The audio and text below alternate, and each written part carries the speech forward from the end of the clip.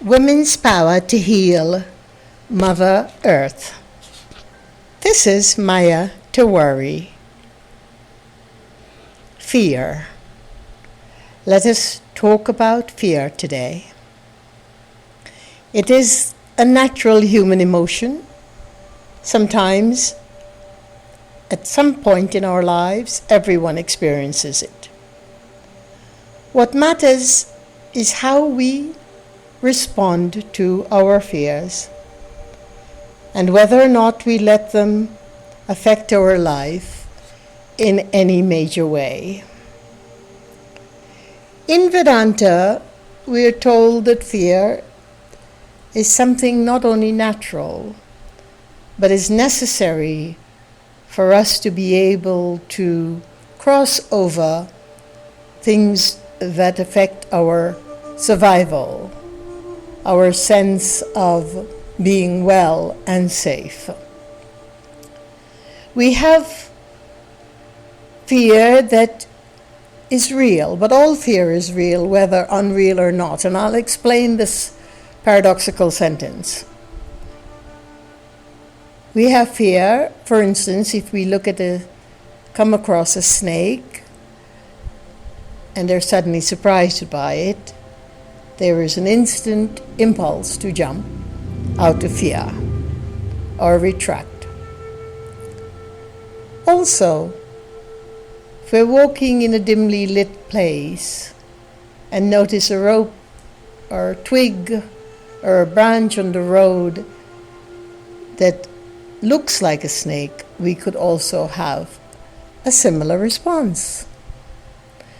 One is fear that is authentic, the other is authentic fear that is perceived from the wrong object, from mistaking the object, the rope or the branch, to be the snake. Okay.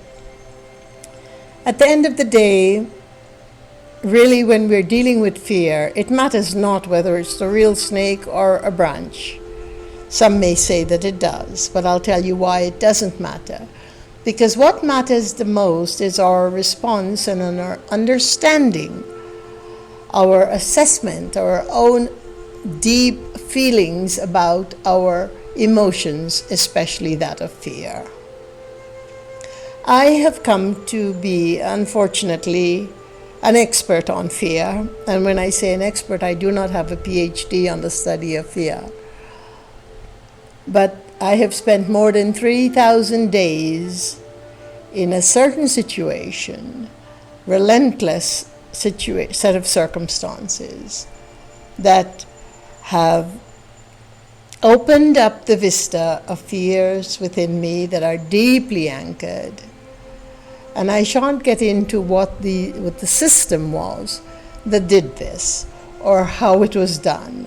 Let us just say that it was a multi-level, manifold layers of physical, emotional, and psychic attacks that I have had to deal with, and they have arisen deep fear. For the longest time, of course, it's been 3,000 plus days later, and I can assure you that it took me all of this time to get out of the distraction of response into the action of understanding. Let me explain. To not know what is happening and to be distracted is fine. It is a normal process. But to be in the midst, in the depth, in the mire of it all and not know what's happening, well, some may call that distraction, but I call it a deep human desire, need, necessity to understand what is happening and not dismiss it, nor embrace it, nor find a reason for it, meaning justify it. But I think the worst of the distraction is really about not understanding and blaming those who are the instrument the nimitta karana of these actions. Indeed, distraction is about looking outward, and it's about looking at who is doing what and what their reasons may be, etc., etc. It took many years for me to really, truly understand that we cannot control people's karmas and their actions and their intentions and their motivations, nor are we responsible for these people and their actions and their thinking. But when you become the victim, and I say this with all the connotations that victim means, our society dismisses the reality of victimization and the rights of being called a victim. And that is another controversial subject which I will deal with later. But when you're being attacked by multiple forces from the outside, seen, unseen, but very real, and even if for some of us it is not real in the physical manifestation of the word, but it is there, it's still an attack, it's still an abuse, it's still a system that violates the innate human integrity, the innate human right to be a human, free to walk their journey without the impediment and the intrusions and the interruptions of things untoward.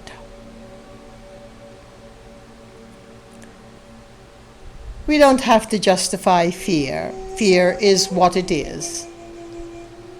Fear is an emotion much like anger, much like grief, much like serenity, much like contentment.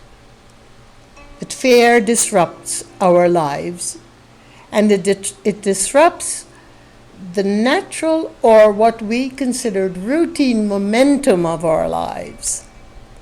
And that therein lies the havoc of it, the chaos of it, and the confusion that comes from it. So how do we walk with fear? It's not something to be dealt with, it is something to walk with. It is an emotion that we need to retract, retreat, and observe.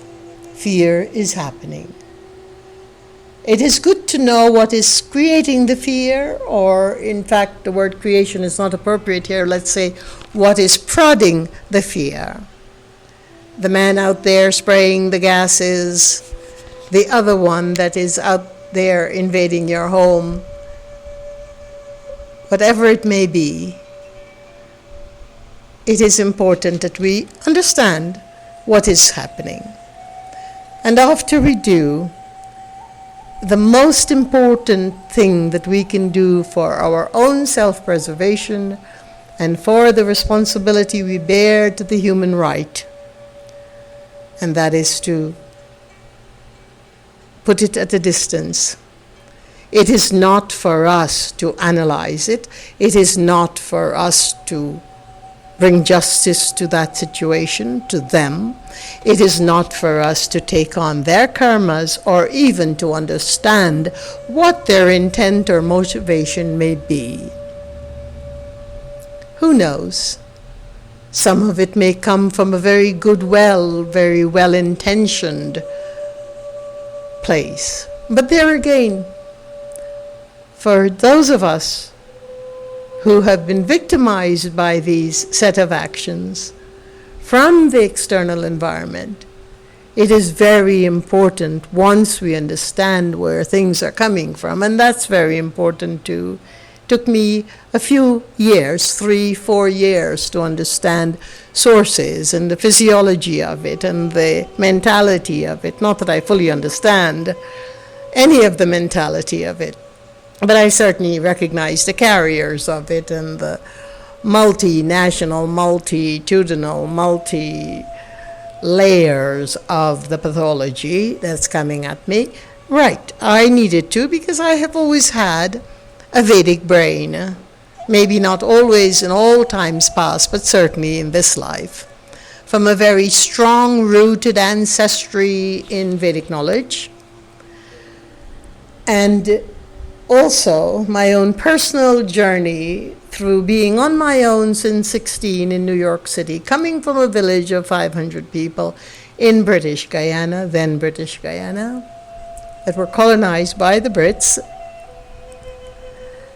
and of course moving to Greenwich Village in New York City, one village to another, very different villages. I have been on my own and working towards the betterment of self. My journey through ovarian cancer forced me into the fear of death, fear of disease, fear of the unknown, and all sorts of fear. And the divine forces, including my ancestors and my live parents, their prayers helped me through that. But I've also always looked at myself as a very sturdy, resilient character. And I have proven that in that I'm here speaking to you 10 years after an enormous set of battering. But basically, as I said, we shan't get into those details because the point of the matter here is not about victim, perpetrator, targeting and non-targeting. It is about the emotion of fear. I have not been surprised by the extent of my fear. I have not been confused by the extent of my non-understanding of what's going on. Life is innocent. Life at its very, very basis is innocent and free and beautiful and wondrous. So any toxicity, any untowardness, any sacrilegiousness, any unrighteousness that is piled up upon that innocence deserve to be seen, deserve to be assessed, analyzed, looked at. Because until we understand where things are coming from and what is happening, we do not ever know motivation, but we can see what is happening. We cannot come to an understanding to be able to embrace the self. And here is the crux of my talk today. In this roundabout podcast, I want to let you know that the crux of the matter is our own response. And then after all of the circumstance, known and unknown, after we are able to come to terms with the fact that what is happening, and it's as simple as that. That's all we need to understand. When we can come to terms with that, then we also are given the space, the inner space, the internal width and bandwidth to be able to now say, okay, I can choose my response. I will not be fueled by the anger and injustice and inequality and prejudice of it all.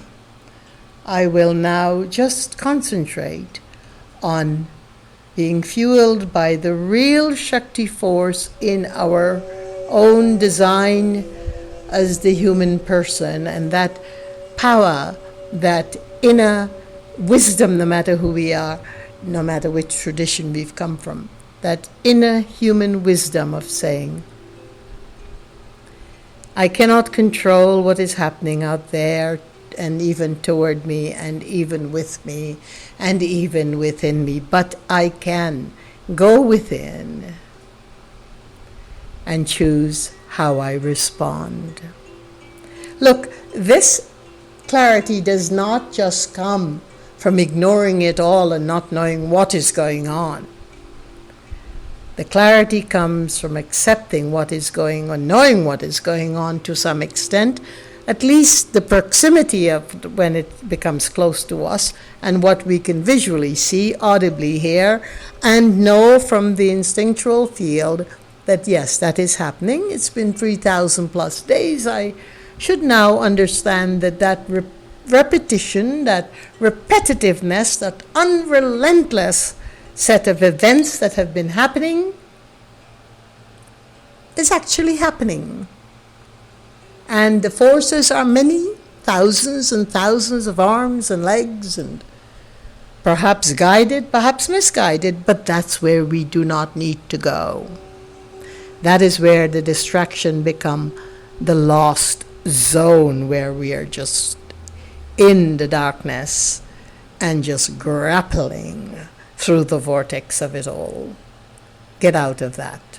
That's not your concern. That is not a terrain that we can ever know how to traverse or sustain or survive.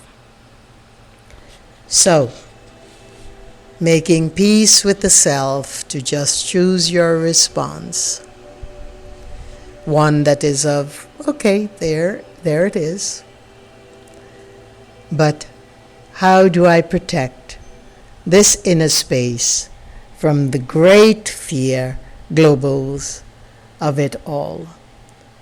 Because whether or not those actions are justified, and rarely are they justified, whether or not they are coming from the universe, and never would the universe send them to you like that, and whether or not our belief system believes that they do come from the universe or they don't, or that there is no universe, and that whatever our belief system may be, understand this. We are responsible for our response. And when fear exists in the way that it does, we must take pause and look into how we can best understand it, decipher it, analyze it, assess it, whatever, however our brains are built. And I have a pretty strong amalgam. My brain has been trained in the Vedic tradition for ancestry, and for long passes, I have no doubt. And again in this life, retrained in a certain way that has entrained it to look, to understand, to search for the truth behind all of the anger and the fear and the abuses. In my next session, we'll talk about those underpinnings that make it more difficult for us to release into a space of understanding. But those anchors and underpinning, whether they come from childhood traumas or from the experiences of our ancestors that have been knitted into our tissue and cell and memory, wherever they come from, we all have them, some worse than others. They become the underpinning that hold on fiercely to the irresolve. And in my next session with you, I want to talk about the resolve of the underpinning. Now, I may also conclude here, from my own experiential field and deep understanding, that traumas come from fear, and fears are rooted in the unresolved. The unresolved could be abusive ancestral memories, it could be childhood abuse, it could be childhood neglect, it could be the unpredictable in our childhood, it could be many, many things that make us more vulnerable. But it doesn't always come from there. People with traumas and anxiety and depression and response to the invisible, but they are very visible, the visible, invisible forces of evil and of darkness and of the things that trash us and betray us and abuse us. Even if we are not able to see those things, know those things, but we know that they exist and they are directed at you, then we can come to understanding, the understanding that tells us that we are afraid, there is fear. But the point of this set of illumination, as I call it, is about the fact that we don't have to be traumatized as children to have the underpinnings of fear. Fear is by nature what it is, part implanted into our tissue, into all of manifestation, whatever our ancestors have gone through or not gone through. They could have been the most ideal ancestors. We could have had long, endless lineages of ideal people, an ideal upbringing, and ideal parents, and the best and most blissful blessings of life. But yet we could end up with anxiety and fear in given situations. So too, the underpinnings of deep trauma is not necessarily always connected to an abusive childhood, unpredictable childhood, or to all of those things. And in my next session, we'll delve into that mire of that very deep and convoluted topic as well, and talk about it at length. But for now, the lesson here for me has been, after all of my experience of the last 10, 11 years here in the United States and elsewhere all over the world that I've traveled to with my Peace Mandala tours and my Ayurveda work, the basic essence of what it is we're talking about now is, first, there must be a comprehension, a comprehensive understanding of what is our reality around us, not necessarily who, why, where, what, and what their reasons are. We cannot own that. We cannot go there. We do go there, but we cannot go there anymore. We just have to know what's coming at us, and that it has been repeating and coming in the same sequence, in the same manner, and so we know enough of the fact that that's happening. Having come to terms with that, we then have to go inward into that pause to be able to reassess our response. That is what this is about, fear and our response, and the pathway to how we can actually resolve our response to a place of observation, becoming the sakshat, the sakshi, the witness of what is happening without taking it on, without all of the crud and crumb and trail of yuck that comes with it, and basically leave the yuck to those whom it belongs to, and let us just keep observing, and not overly observe either, but understand what's going on so that there is more caution. For instance, driving on the road, there is more caution as you step out of the door, but not the kind of caution that puts us into hyperactive fear, the kind of awareness caution that tells us, okay, that's fine. Not that sets us up to expect what is going to happen, although it's repeated itself more than, I would say, 30,000 times in 3,000 days and nights. I have had to work on this reality of not expecting it. Now that's also something we'll talk about, hopefully in the next session. For now, peace be your journey, and thank you for listening.